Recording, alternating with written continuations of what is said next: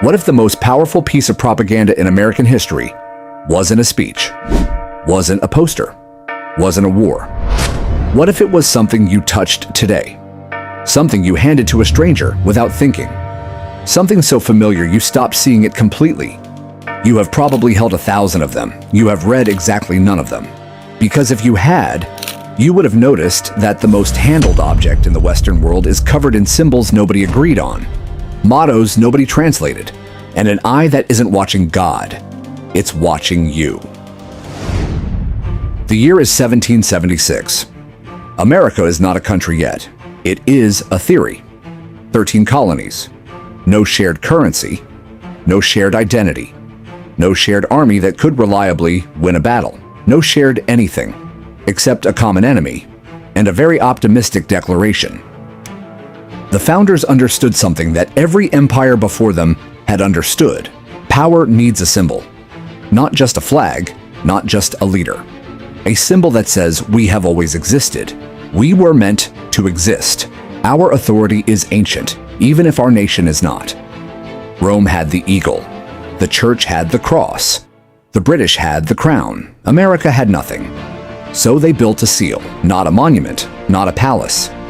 A seal, pressed into wax, stamped onto treaties, designed to project authority that did not yet exist onto paper, that was not yet worth anything. The process took 6 years, 3 separate design committees, dozens of rejected drafts, artists, diplomats, lawyers, all arguing about what a brand new country should look like to the rest of the world. Benjamin Franklin wanted the seal to show Moses parting the Red Sea. Thomas Jefferson wanted the children of Israel in the wilderness. Both were rejected. In the end, it came down to 2 men that history almost completely forgot. Charles Thomson, Secretary of the Continental Congress. William Barton, a young Philadelphia lawyer with a talent for heraldry. Together in 1782, they designed the reverse of the Great Seal of the United States, an unfinished pyramid, 13 levels, 1 for each colony, a floating eye above it, radiating light, and 2 Latin mottos that nobody in the general public would be able to read. It was approved by Congress in a single afternoon, and then, almost immediately,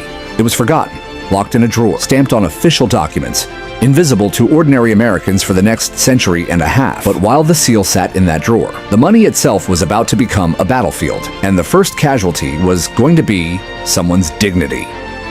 Meet Salmon P. Chase, Secretary of the Treasury under Abraham Lincoln, later Chief Justice of the United States Supreme Court, a man who spent his entire career fighting for the abolition of slavery, and somehow also found time to commit what might be the most brazen act of self-promotion in the history of American finance. The year is 1861. The Civil War has just begun. Chase inherited a treasury that was functionally empty. The federal government had $1.8 million in reserve. The war was costing $1 million per day. There was no income tax, no Federal Reserve, no mechanism to print money at scale. Chase had to invent the modern American financial system from scratch. While a war was actively destroying the country, he created the first national banking system. He issued war bonds. He established the office of the Comptroller of the Currency, and in 1862, he introduced the first federally issued paper currency in American history, the Legal Tender Act. These were called greenbacks, named for the green ink on the reverse side and on the front of the very first $1 note. Salmon P. Chase put his own face, not George Washington, not Abraham Lincoln, who was literally the sitting president at the time. Salmon Chase, the man who controlled the printing press, on the thing being printed. Congress was furious. Chase ignored them. Lincoln said nothing publicly. He had a war to run. But the story does not end there, because Chase had a problem that no amount of self-portraiture could solve. He wanted to be president. He had always wanted to be president. He had run against Lincoln for the Republican nomination in 1860 and lost. He spent his entire time as Treasury Secretary quietly positioning himself for another run. Lincoln knew this. Lincoln kept him anyway, because Chase was genuinely brilliant at the job. In 1864, Chase resigned, expecting Lincoln to beg him to stay. Lincoln accepted the resignation immediately, then appointed him Chief Justice of the Supreme Court, which removed him from politics entirely.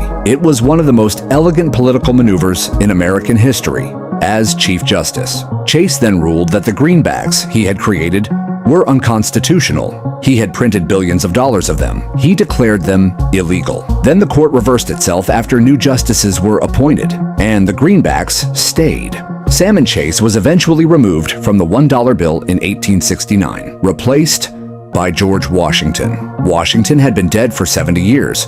He was still considered more appropriate, but here is what nobody tells you about that replacement. Washington's face was the easy part. The real fight, the one that would consume the next 65 years, was about what went on the other side of the bill. And it started with a mystic, a president, and a decision made without asking the one person who was actually supposed to be in charge. The Great Seal had existed since 1782. For 152 years, it sat in that drawer, used on treaties, pressed into wax on official correspondence, occasionally displayed in government buildings, almost entirely invisible to the American public. Then 1934 arrived, and everything changed. The Great Depression was at its worst. 1 in 4 Americans was unemployed. Banks had failed across the country. Bread lines stretched for blocks in every major city. Franklin Roosevelt was in his first term, trying to hold a country together with policy experiments and force of personality. His Secretary of Agriculture was a man named Henry Wallace. Wallace was unusual for a cabinet member. He was deeply interested in ancient symbolism, mystical traditions, esoteric philosophy. He had studied Freemasonry, Theosophy, Native American spirituality, and the occult traditions of multiple civilizations. He was also, by most accounts, an extremely effective Secretary of Agriculture. One day, Wallace came across a reproduction of the reverse of the Great Seal, the unfinished pyramid, the eye, the Latin mottos. He was captivated. He brought it to Roosevelt. He told the president that the imagery was prophetic, that the eye represented the spiritual foundation of the New Deal, that the unfinished pyramid was America itself, always building, never finished, reaching towards something greater. Roosevelt agreed immediately. He ordered the reverse of the Great Seal to be added to the $1 bill. He did not consult Henry Morgenthau, his Secretary of the Treasury, the man whose literal job was to oversee the currency, not consulted. Morgenthau found out when the new bills were already in production. He was not pleased. The design went through multiple revisions. Wallace originally wanted the pyramid on the right side and the eagle on the left. Roosevelt flipped them. He wanted the eagle on the right. The motto above the eye, Annuit Coeptis, comes from the Roman poet Virgil. It means roughly, he has favored our undertakings. The motto below the pyramid, Novus Ordo Seclorum, also from Virgil. It means a new order of the ages. Both phrases were chosen in 1782 by Charles Thomson, a classically educated man drawing on the literature of ancient Rome to give a new republic the feeling of deep historical roots. They had nothing to do with Freemasonry. They had nothing to do with secret societies. They were poetry, borrowed authority, deliberate mythology. But when those phrases appeared on a bill in 1935, next to a floating eye and an unfinished pyramid, the American public did not read Virgil. They read conspiracy, and what happened next would consume congressional hearings, launch radio programs, sell millions of books, and never actually be resolved. The Freemason theory spread fast. By the late 1930s, it was in newspapers across the country. Radio hosts were reading the Latin mottos aloud and asking their audiences what they thought it meant. The answer, almost universally, was Freemasons. There were several problems with this theory. Charles Thomson, not a Freemason. William Barton, not a Freemason. Henry Wallace, not a Freemason. Franklin Roosevelt actually was a Freemason, but he barely glanced at the design before approving it. His main concern was that the eagle looked too thin. He asked for it to be made more robust. That was the extent of his creative input. The eye itself, drawn directly from Renaissance painting. The Eye of Providence had been a common symbol of divine watchfulness in European art since the 15th century. It appeared in churches, in paintings, in illustrated manuscripts. It meant God is watching over humanity, nothing more. But facts have rarely stopped a good conspiracy theory. By the 1940s, multiple senators had formally demanded the symbol be removed from the currency. The Treasury Department refused each time. The symbol stayed. Then something remarkable happened. The conspiracy theory stopped being a problem and started being an asset. Because the Cold War had begun, and suddenly the dollar was not just money. It was a weapon. American currency flooded into Western Europe through the Marshall Plan. Economic aid on an unprecedented scale. soft power printed on cotton and linen and sent around the world. Every dollar that landed in a European wallet carried that pyramid, that eye, that Latin. To European eyes, it looked ancient, it looked powerful, it looked like a civilization with deep roots and divine backing. Whether the symbols were real or invented did not matter. They felt real. And in geopolitics, feeling is everything. Then in 1956, Eisenhower signed a law making "In God We Trust" the official national motto of the United States. The following year, 1957, it appeared on the $1 bill for the first time. Not because of tradition, not because of religion, because of the Soviets. The USSR was officially atheist. American foreign policy needed a clear ideological contrast. 4 words on a piece of paper drew a line in the sand between two superpowers. We trust God. They trust the state. Choose a side. By 1957, the $1 bill had become something no founding father had ever intended. A symbol of divine authority, ancient mystery, Cold War ideology, and accidental conspiracy, all printed on a piece of cotton and linen that cost the government less than 2 cents to produce. And then they stopped changing it. The $1 bill has not been redesigned since 1963. Think about that for a moment. Every other denomination in circulation has been overhauled. The 5, the 10, the 20, the 50, the 100. All carry color-shifting ink, embedded security threads, micro-printing, watermarks, and raised printing techniques that didn't exist 50 years ago. The $1 has none of these things.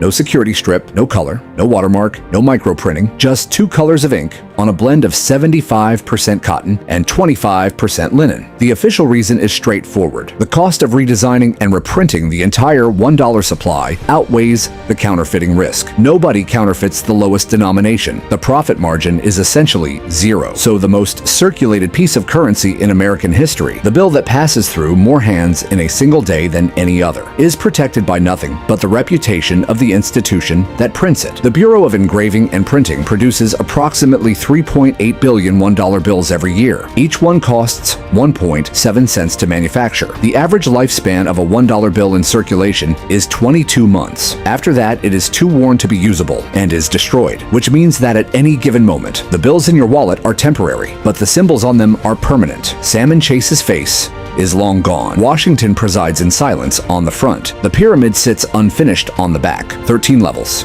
Never completed, always reaching. The eye still floats above it, watching. Annoit coeptus. He has favored our undertakings. In God we trust. Novus Ordo Seclorum. A new order of the ages. 3 separate claims about divine approval, and not one of them officially defined. Congress has been asked directly, on multiple occasions, to clarify what these phrases mean and who authorized their inclusion. The response has always been the same. Silence. For 240 years, the most powerful nation on earth has carried a motto with a pronoun and quietly refused to name who it refers to, which raises the only question that actually matters. Was it genius?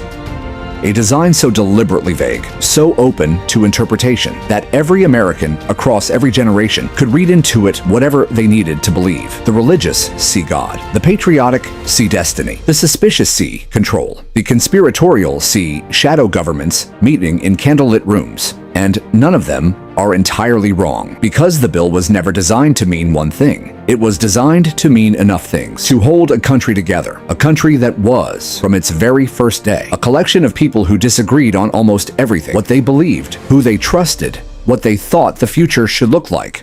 The founders didn't solve those disagreements. They papered over them, literally. They took symbols from ancient Rome, from Renaissance painting, from the poetry of Virgil, from the mystical traditions of multiple civilizations, and they printed them on paper and called it unity. And somehow it worked. The unfinished pyramid is still unfinished. The eye still floats. The pronoun is still undefined. Every time you hand someone $1, you are passing along 240 years of deliberate ambiguity. A piece of paper that has meant a dozen different things to a dozen different generations, and somehow held its value through all of them. The question they left open, the one stitched into the fabric of the bill itself, is the same question every democracy quietly carries. Who exactly is in charge here? Drop your answer in the comments. And if you think the Freemasons did it, they are also in the comments. They have been there the whole time, waiting.